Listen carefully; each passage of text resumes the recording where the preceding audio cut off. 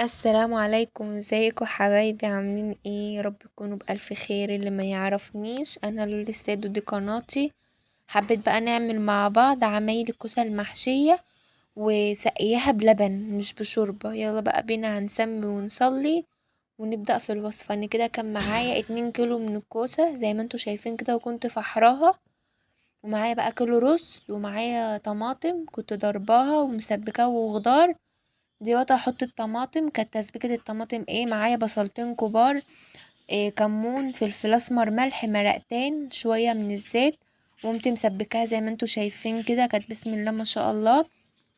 انا دلوقتي مش هخلي الرز معايا إيه يعني، ولا ابيض ولا احمر، يعني ما فيهوش صلصة كتير.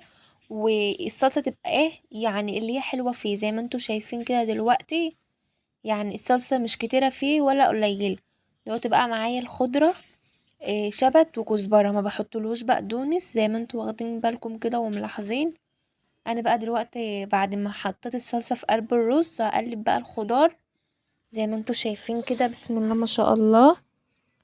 بس كانت سخنة بس على ايديا حبيب قلبي، فيعني خدوا بالكم انتوا بقى. يعني هي بتبقى سخنة على الايد والكلام دوت. فانا بقى ايه يعني زي ما انتوا شايفين كده بقى، بعد ما قلبتها كلها في بعضها هحط بقى الزيت. يعني زيت ذرة من نضيف، ما يبقاش اللي هو ريحته بتعمل في الاكل، هو يعني تبقى ريحته حلوة. يعني انا بسم الله ما شاء الله، انا بتوصى في الزيت زي ما انتوا شايفين كده.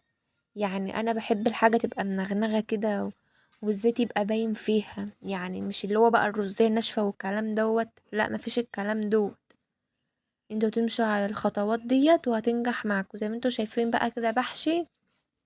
بسم الله ما شاء الله.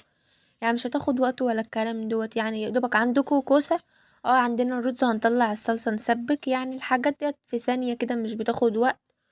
يعني وبرضك لو اي حد مبتدئ لسه، يعني زي ما انتوا شايفين بقى كده برصها في قلب الصينية.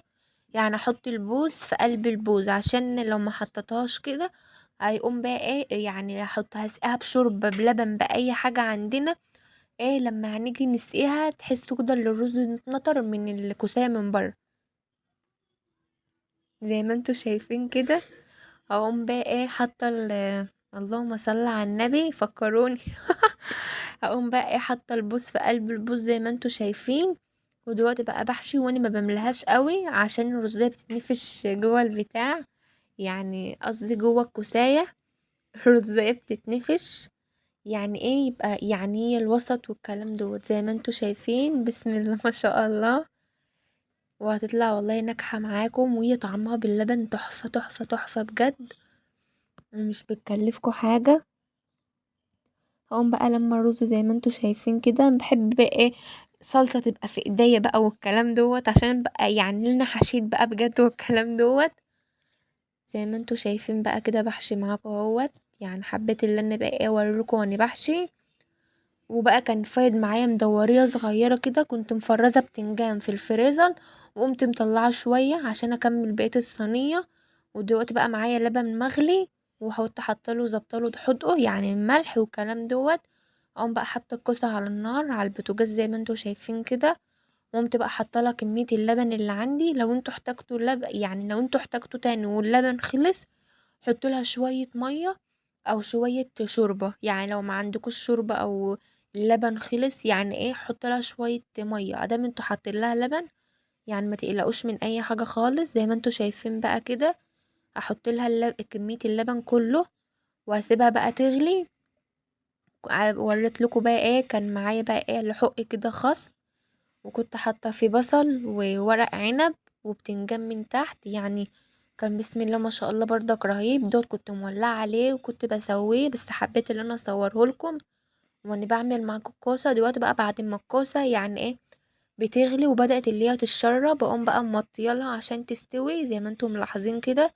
دلوقتي بقى ايه بعد ما اللهم صل على النبي، بعد ما استوت معايا سمنة بلدي اللي هي الفلاحي الأصلي، أقوم رشاها عليها كده ومشغلة بقى الشواية بتاعة الفرن من فوق، وأقوم حطاها تحمر. ويا سيدي بقى يا سيدي على جمالها. يا رب تنول إعجابكم. زي ما انتوا شايفين كده اكمن البتنجان كان أسمر، يعني هو نوعه الأسمر مش اللي هو الملون. يعني ايه اتحمر شويه، بس هو مش محروق زي ما انتوا شايفين. بقى بقطع الكوسيه كده، بسم الله ما شاء الله، بألف هنا وصحه. ما تنسونيش بقى تدعموني بلايك، واللي مشتركش في القناه يشترك علشان لولي. والسلام عليكم ورحمه الله وبركاته.